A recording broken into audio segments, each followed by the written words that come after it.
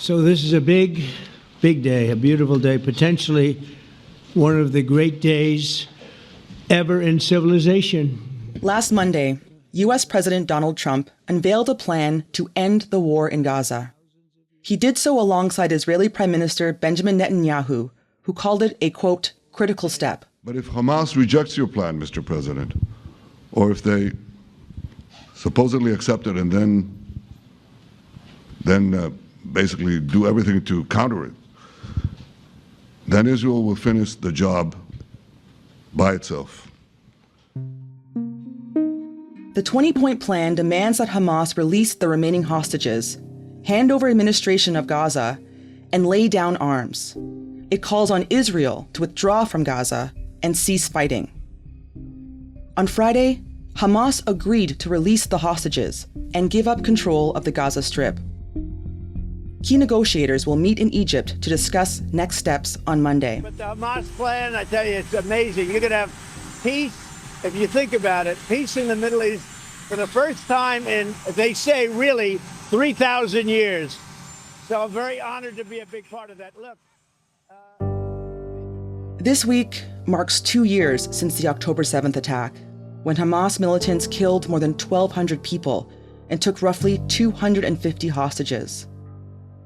The majority of Gaza's population has since been displaced in the war that's followed, and over 67,000 Palestinians have been killed.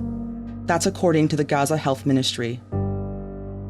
Famine has taken hold in Gaza City. Warrants have been issued for top Israeli and Hamas officials by the International Criminal Court, and a United Nations commission has concluded that Israel has committed genocide.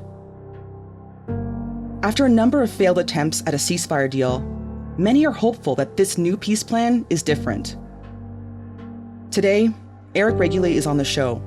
He's the Globe's European bureau chief, and he spent the last month in Cairo and Jerusalem. He'll explain the details of Trump's peace plan, how it's being received, and whether it could mark the beginning of the end of this war. I'm Cheryl Sutherland, and this is The Decibel from the Globe and Mail.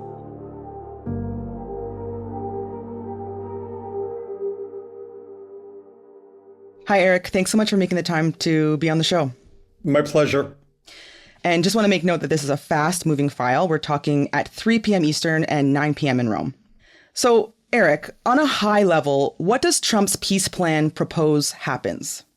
Well, this is 20 points, but the key is stop the war, disarm Hamas, allow aid to come in, and crucially, not force any Palestinians in Gaza out of Gaza. Mm-hmm. That's a big one because the narrative for the last few months from Donald Trump and Israeli Prime Minister Benjamin Netanyahu was a Gaza without Gazans. And in fact, Israel was talking to several countries, including Egypt, primarily Egypt, Libya, Indonesia, Sudan, about taking as many Gazans as possible. Mm-hmm. And also this plan talks about the release of hostages, 48 hostages, 20 believed to be alive within 3 days, and that's in exchange for 2,000 Palestinian prisoners. Within 3 days, yes. And about 250 of those prisoners are serving life sentences. I mean, they're considered terrorists by Israel. The rest, about 1,700, are detained in Israeli prisons. They have not been prosecuted. What do we know about the news around the potential release of hostages? Because on Friday, it sounded like there was going to be a release. Do we know when that's going to happen? Do we have any sense? Well, Hamas has agreed to that, which is a big one. Yeah. That's a huge one. So as you said, there's about 48 left, about 20 alive, 28 thought to be dead. So these hostages will be released within 72 hours of an agreement. I suspect it's going to happen this week. Oh, okay. Sometime in the next week. Both sides want the photos. They want to see these hostages with their families. It's a really, really big deal. So this has got to happen. I think it will happen pretty fast. Mm-hmm. How did this peace plan materialize? Like, where did it come from? Do you remember, you may not, I had forgotten about it, but in 2020, during Trump 1, there was a peace plan for Gaza. It didn't go anywhere. It's broadly similar in some areas. The main difference was that it envisions the reform of the Palestinian Authority, implying that the Palestinian Authority would be governing Gaza. But the new plan, this one, which came out last week, does not envisage that at all. There is going to be no role for the Palestinian Authority, at least now, anyway, in Gaza. There'll be a technical committee of Gazans overseen by Donald Trump and former British Prime Minister Tony Blair. Not loved in the Middle East. He, with the United States, invaded Iraq in 2003. A lot of people in the Middle East consider him a war criminal. It's two foreigners. It's a huge change in the sense that there's no Palestinians governing Gaza, the new Gaza. Okay. The top body overseeing this whole plan it's called the Board of Peace. Donald Trump is the chairman, and Tony Blair will be, in effect, his number two. So now there is going to be a committee underneath that, which is the Palestinian Committee, which would be technocrats who are Palestinian, but not exclusively. I mean, the 20-point plan talks for international members too. We have no idea who these are going to be yet. And it's a little bit premature, really. I mean, there are more pressing issues at the moment. Can we talk about the motivation? Like, what about the timing of this plan? Like it coming out right now? Is there anything to that? Oh, yeah, a big one. I think that September 9th was a key date. That's when Israel bombed Doha. And why did they do that? Because they tried to target the Hamas peace negotiators. They didn't succeed. I think they wounded one, but they didn't kill the main negotiators. That really annoyed Donald Trump. Qatar is probably the biggest ally of the United States in the whole Middle East. The American military base there is huge. It seems to have been done without Donald Trump's approval, the attack by Israel. It was like the last straw. And that's when he changed right there. And that's at that point, I think he decided this war has got to end, that Israel has to be reined in to some degree. And he launched his peace plan in earnest. So I think September 9th, the Doha attack was very, very big on this. Okay. So you mentioned this is a 20-point peace plan. Can you just highlight what stands out to you? I mean, other than the release of the hostages, a few things stand out. One is that Israel will not occupy or annex Gaza. It doesn't say anything about the West Bank in this piece, but Donald Trump already said that Israel is not going to annex any of the West Bank. Paragraph 12, no one will be forced to leave Gaza. We mentioned that. And that's a big win for the Palestinians. When I was in Cairo for 2 weeks, all the Palestinians I talked to, and the Egyptians, including former diplomats, former generals, they were very worried about Israel and the United States pushing 2 million Palestinians out of Gaza. Where would they go? Presumably Egypt. Egypt doesn't want them. And Egypt was especially worried that there would be members of Hamas in Egypt. So 2 million Palestinians come out of Gaza. Presumably a lot of them would go into the Egyptian Sinai. And some of those 2 million obviously would be Hamas members. So Egypt was worried about having Hamas militants on their own soil, and they could attack Israel from the Sinai, even attack Egypt. So that was a non-starter. So that's a biggie. The economic plan is vague. It seems to be similar to the 2020 plan. The strip will be redeveloped. Here's a key one, paragraph 17. In the event Hamas delays or rejects the proposal, the above points will proceed anyway. Break that down. What does that mean? What it means is if Hamas says no, they're going to be eradicated. Absolutely eradicated. And Benjamin Netanyahu, the Israeli prime minister, keeps saying that, accept the plan or you're completely finished. Wow. And they'll do that. I mean, Hamas has been more than decimated. It's probably lost at least half to 2/3 of their fighting force. I mean, there's not much left. But if they don't accept the whole plan, then the United States would support Israel's continuation of the war. What does the 20-point plan say about statehood? It's vague. It says conditions may finally be in place for a credible pathway to Palestinian self-determination and statehood. Yeah, what does that mean? No one knows. I mean, this has been true for how long? I mean, 20, 30, 40, 50 years? The two-state solution's always been on the table since the Oslo Accords. It's being raised here again, but there's nothing definitive in it, nothing at all. And Netanyahu has been saying for the last few weeks that he would never accept Palestinian statehood. I mean, one of the things that stood out for me in this peace plan is that there was no Palestinian involvement. Hamas was not at the negotiating table. The Palestinian Authority was not at the negotiating table. This plan was drawn up by Trump, by his son-in-law Jared Kushner, by Israel, and this has the average Palestinian, including the ones I talked to in Egypt, wondering why they don't have a say in their own future.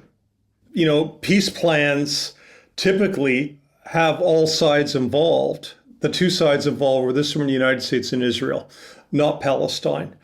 So they're suspicious. They're thinking that this is another colonial project that we're going to end up losing, but we're willing to accept it because we want this war to end. We want our families who are still in Gaza to live. We'll be right back.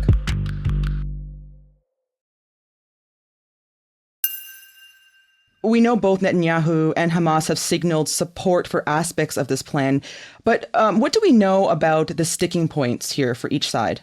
Okay, the big sticking point for Israel, for the Trump plan, is disarmament of Hamas and demobilization. Hamas has not agreed to that yet.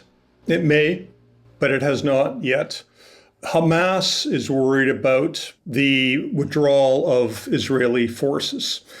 The 20-point plan talks about the, quote, staged withdrawal of Israeli forces. No one knows over how many days, weeks, months, or years that'll happen. Will the staged withdrawal be complete? Will it be 100%? Will there be a buffer zone along the perimeter of Gaza and Israel and Egypt? How wide will that perimeter zone be? Would it be a few hundred meters or a few kilometers? I mean, I've been to Gaza. It's tiny. It's 41 kilometers long, and at its maximum width, I think it's 20 or 25 kilometers. It's really, really small. If the perimeter, if the buffer zone is big, that's going to eat into farmland, for example. We should also note, Eric, that, Trump did order Israel to stop bombing Gaza on Friday after Hamas responded to the plan. But there are reports that bombing is still happening in Gaza City. Hospital officials reported that 22 people were killed on Saturday. So I just want to make note of that. Yeah, The Guardian just reported that the number was a lot bigger. Trump ordered Israel to stop offensive bombing and only do defensive military tactics. But the fighting doesn't seem to have stopped. Eric, how long could it actually take until we see an end to the fighting? Well, theoretically, the offensive fighting by the IDF, the Israeli Defense Forces, was supposed to have ended on the weekend. It clearly didn't, though it looks to be at a lower level than it was. As soon as the hostages are released, which could be any day, I'm going to guess, sometime in the next week or so, the fighting's going to stop. That's the agreement. The fighting stops. Let's talk about reaction from people in Israel and Palestinians in and outside of Gaza. What are you seeing and hearing there? Let's start with Israel. The polls have changed in the last year or so. Obviously, after Hamas triggered this war on October 7th, 2 years ago, it killed 1,200 people, mostly Israelis, not exclusively Israelis. It took 250 hostages. The war was very popular in Israel. All the polls said that 70, 80% were in favor of the war? Were they in favor of the elimination of Hamas? In recent months, that has changed. Why has that changed? Because the war has gone on too long. Israel is getting really bad publicity around the world. It's being labeled a pariah state.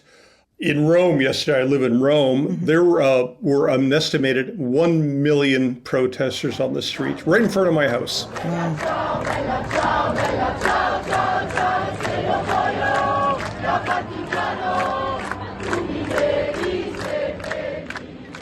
There's been protests throughout Italy for a week or so, and I thought, well, this will be a few thousand. I went out of my house, and it was a sea of humanity. And these marchers, they marched for hours and hours, going from the pyramid right by my house, past the Circus Maximus to the Colosseum. It may not have been 1 million, but it was certainly hundreds and hundreds of thousands.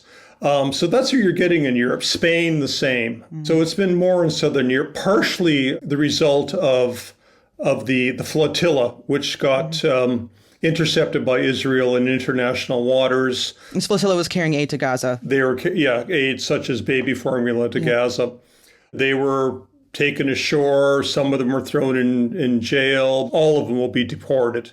But no, there were Italians, there were Greeks, there were Spaniards aboard, and this really, really annoyed the people of Southern Europe. To get back to the response from Israel about this plan, what have politicians said? The two most vocal politicians against this plan are Smotrich, who's the finance minister, and Ben-Gvir, who's the security minister. These two have been the prime hawks. They want the war continued until Hamas is 100% eradicated.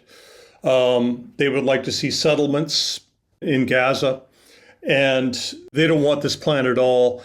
And if they withdrew their support, and their parties withdrew their support from the coalition government, the government could fall. The Israeli government could fall. And if the government falls, there's going to be an election, which Netanyahu may not win. And don't forget, he's under investigation for criminal activities. And, if he's not prime minister, he may not be protected anymore. What have you heard in response to this plan potentially moving forward from Palestinians? I spent 2 weeks in Cairo until about a week ago. And almost every day I talked to Palestinian families who had left Gaza. Many of them had left because they had family members in Egypt and could get visas. But most of them were wounded, and they got into Egyptian hospitals. And then after they recovered, they found very inexpensive apartments in Cairo. All of them, to the man, to the woman, want this war to end. Yes, they care about Palestinian statehood. Yes, they want to be masters of their own land, but they're really, really worried about their families. There's one woman I know very well. She's called Nada. I met her in Gaza in 2022, a year before the war started. We got to know each other very, very well. She escaped with her wounded father about 1.5 years ago, but she has 8 family members, including her mother, brothers, a younger sister, their children in Gaza. And they have been ordered to leave Gaza by the Israelis. And on their march out of Gaza just a few days ago, Yaman, who is the youngest brother, he's 18 years old, got hit by Israeli shrapnel. I don't know if it's from a bomb or a missile or a landmine, but he's in ICU now.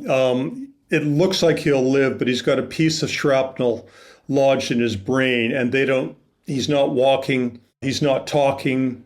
He needs an operation desperately, or else he could be an invalid the rest of his life. And that's what you're hearing, is that almost every family I talked to in Egypt from Gaza had family members in Gaza. And they are terrified, absolutely terrified, that they're going to get killed, maimed, or starved to death. Eric, this is, of course, not the first time we're talking about a potential ceasefire deal to end this war. What is different about this deal compared to ones we've seen fall apart before this? And is there a greater sense that this plan could actually work? Well, the reason I'm optimistic about this plan is only because Trump is really, really involved. Yes, he was involved in the 2020 plan, but, that wasn't his focus that year. I mean, he was worried about getting reelected. This one seems personal to him. When he was campaigning last year, he said, look, I'm going to fix the Ukraine war in, 24 hours? That didn't happen. The Ukraine war is still going on. In fact, it seems to be intensifying. So he focused on Gaza, and he needed a win on Gaza. And he may get that win. It may not be to Israel's 100% liking or Hamas's liking, but he's really focused on this. And that's the main difference, I think, between the 2020 plan and this plan, is that this one has got Trump's personality, fingerprints, ideas, son-in-law, Jared Kushner. It's a Trump family deal. And I don't think he's going to tolerate failure on this. I just don't. Is a sense that because Trump is involved and seems to not want failure, that he's going to put pressure on Israel, and that's potentially why this deal could go through? Oh, sure. And Hamas as well. I mean, the pressure on Hamas is if, you accept the deal or Israel is going to finish the job for you, and eliminate you. Look, I don't think this plan is entirely to Israel's liking. Hamas still exists, right? Point A. Point B, no Gazans are going to be forced out. And Israel was hoping that hundreds of thousands or 1 million or more would leave. So this is not entirely to Israel's liking either. Okay, so we know that both Netanyahu and Hamas are supportive of this plan moving forward, but of course there are still many details to sort out.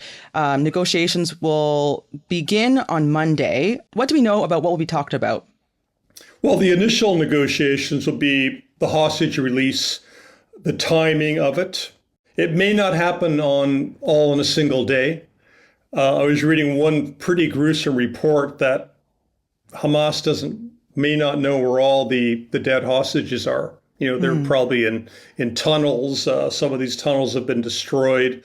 So I think the hostages, dead and alive, are going to get released. It may not all be at once. They could be over several days. The second question then is the release of prisoners from Israel, the 250 life prisoners and then the 1,700 or so detainees. Are they all going to come out at once? Will they be released over, several weeks or months, but also their identities? Are there any signs that this deal is being taken seriously?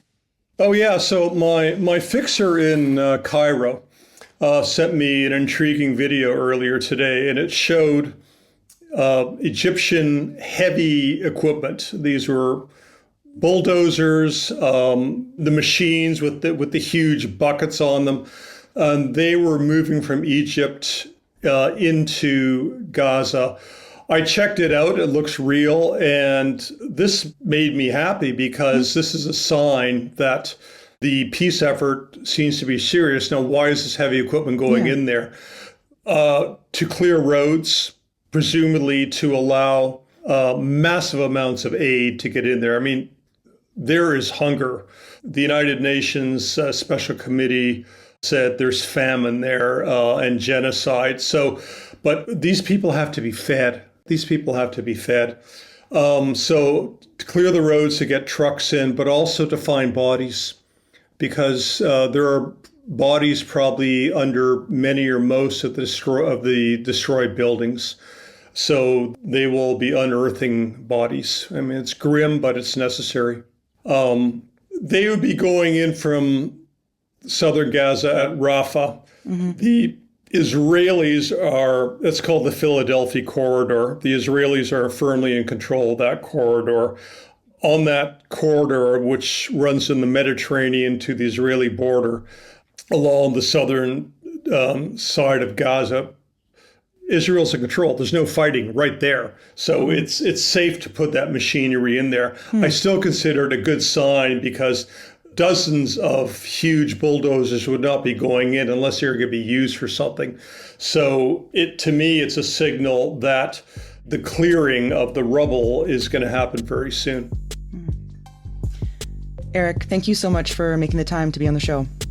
Thank you. That was Eric Reguly, the Globe's European bureau chief. That's it for today. I'm Cheryl Sutherland. Our producers are Madeline White, Michal Stein, and Ali Graham. David Crosby edits the show.